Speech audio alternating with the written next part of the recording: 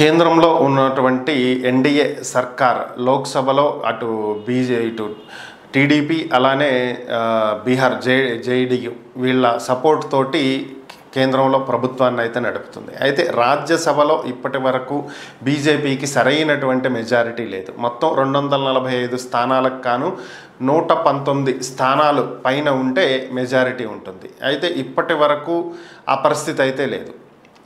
దీనివల్ల బిల్లులు రాజ్యసభలో ఆమోదించుకోవాలంటే లోక్సభలో ప్రాబ్లం లేదు, కానీ రాజ్యసభలో ఆమోదించుకోవాలి అంటే తటస్థంగా ఉన్నటువంటి పార్టీల వెనక పడాల్సినటువంటి పరిస్థితి. అంటే లైక్ వైఎస్ఆర్ కాంగ్రెస్ పార్టీకి రాజ్యసభలో 11 మంది సభ్యులు ఉన్నారు, లోక్సభలో 4 ఉన్నప్పటికీ కూడా రాజ్యసభలో బలం ఎక్కువ. సో ఈ 11 మంది బీజేపీకి సపోర్ట్ చేస్తే వారికి అవకాశాలు పెరుగుతాయి. సో ఇదే ఇప్పటి వరకు బీజేపీని కలవరపెడుతున్నటువంటి అంశం. కొన్ని బిల్లులు లోక్సభలో పాస్ అయినా కూడా రాజ్యసభలో పాస్ అవ్వవేమో.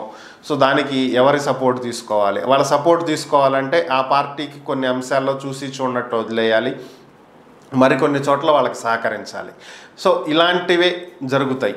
సో కాబట్టి ఇప్పుడు పరిస్థితి మారింది.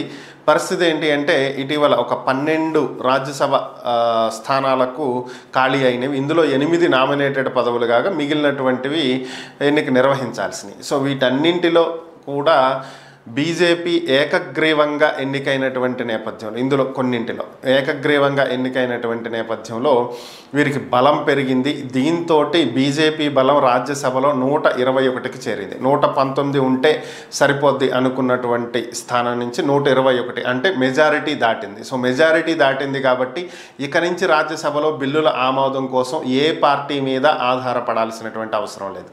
స్వయంగా ఎన్డీఏనే ఆమోదించుకోగలుగుతుంది. అంటే వాస్తవానికి బీజేపీకి సింగిల్గా 121 లేవు, ఎన్డీఏ మిత్రపక్షాలన్నీ కలిపి 121 ఉన్నాయి. బీజేపీకి స్వయంగా 96 సీట్లు ఉన్నాయి.